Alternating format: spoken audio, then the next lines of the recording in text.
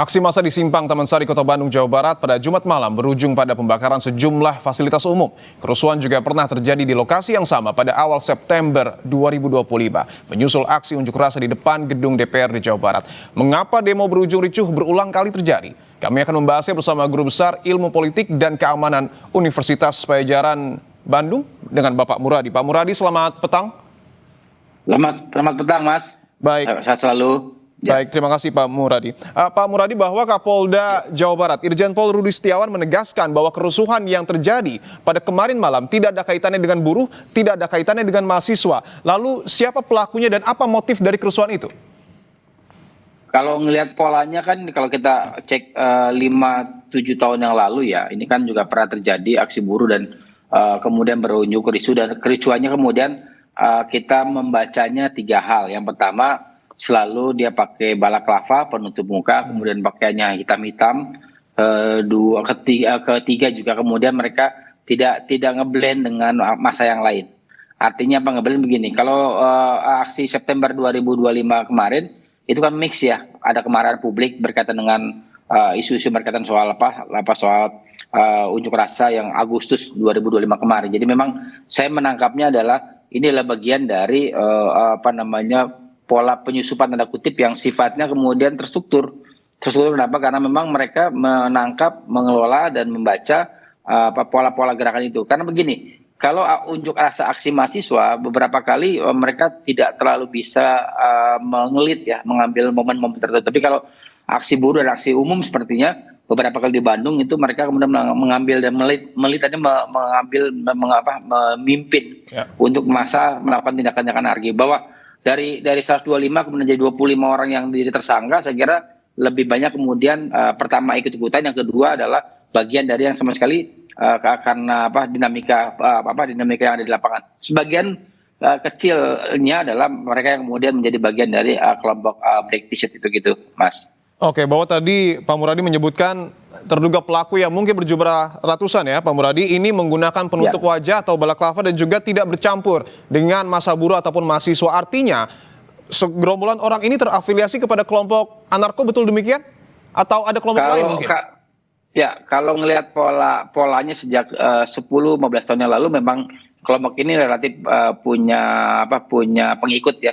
Katakanlah mereka kemudian tidak terbuka, dan kalaupun kita misalnya melihat sempat mungkin di 2018, 2019 kalau tidak salah, seingat saya masih Pak Tito Kapolri kemudian mengusut proses itu, dan kemudian ternyata ada banyak figur yang kemudian terlibat untuk kemudian memberikan pemahaman. Karena begini, Mas, mereka ini pintar ya, mereka pintar, dan banyak dari mereka adalah kemudian marah dengan situasi politik dan situasi kekinian yang ada hari ini. Jadi mereka akan melakukan upaya untuk anarki untuk hal yang bersifat anti negara. Dan saya kira ini yang penting buat dilihat oleh teman-teman di kepolisian dan juga teman-teman aparat keamanan. Karena ini dia hampir tidak terdeteksi. Jadi katakanlah kalau kita merujuk aksi terakhir di September 2025, mereka tidak kemudian terbongkar ya sindikasinya. Bisa mereka menerapi sekali dan sebagainya. Saya kira itu yang perlu kemudian dilihat secara komprehensif, terutama untuk teman-teman intelijen keamanan maupun intelijen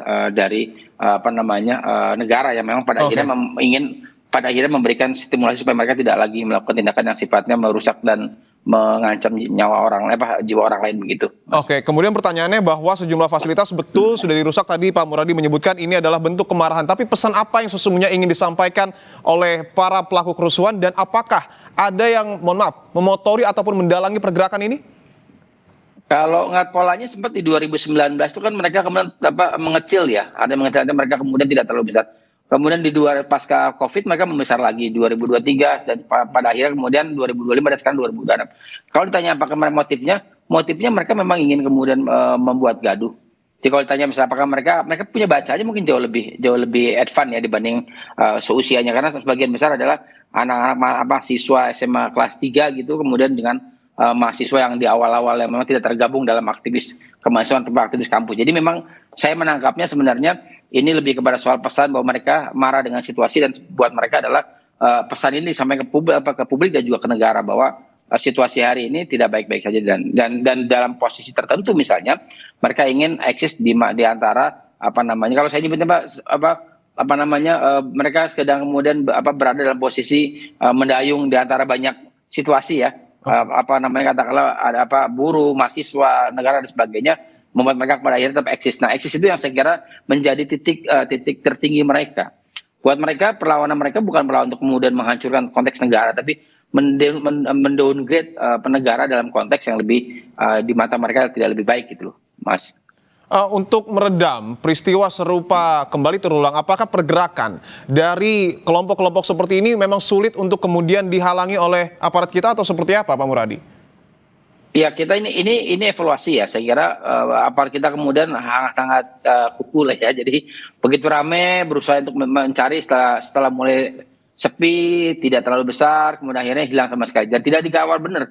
Saya membayangkan begini. Kemarin ketika kemudian terjadi misalnya katakanlah di Monas gitu mungkin beda cerita ya.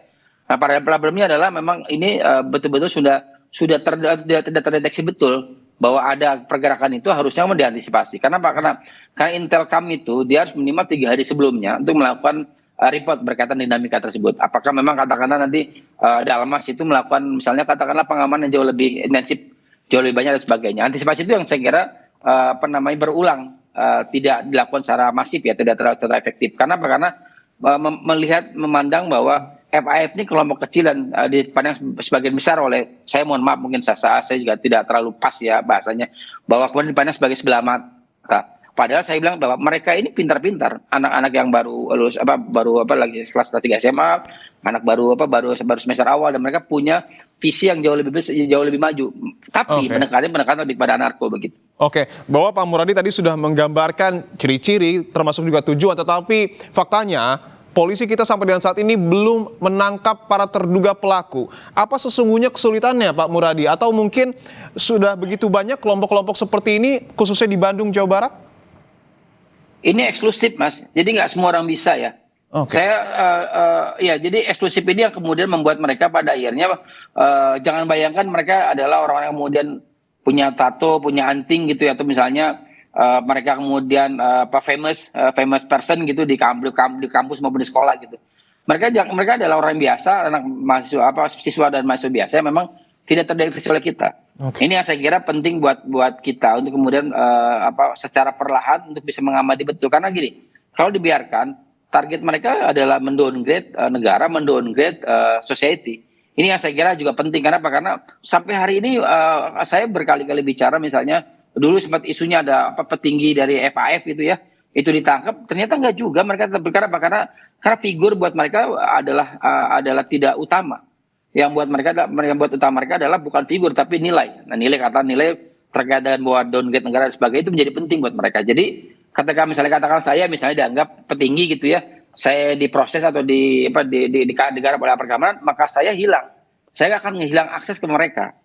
Makanya mereka tertumbuh. Ini yang saya kira penting buat dilihat secara matang. Karena kalau tidak, saya khawatir bukan cuma di Bandung dan Malang, Surabaya yang basis mereka, bahkan Jogja ya. Tapi juga mungkin misalkan masuk ke wilayah-wilayah yang jauh lebih strategis. Ini yang saya kira kalau kita belajar berkaitan dengan beberapa aksi narko di banyak negara, di Jepang, kemudian di Amerika Serikat dan Eropa, itu mereka menyasar yang jauh lebih strategis begitu, Mas Niko. Tentu ini menjadi pekerjaan rumah untuk polisi agar peristiwa serupa tidak kembali terulang di seluruh wilayah tanah air. Terima kasih Guru Besar Ilmu Politik dan Keamanan Universitas Padjadjaran, Bapak Muradi, telah bergabung di Kompas Petang.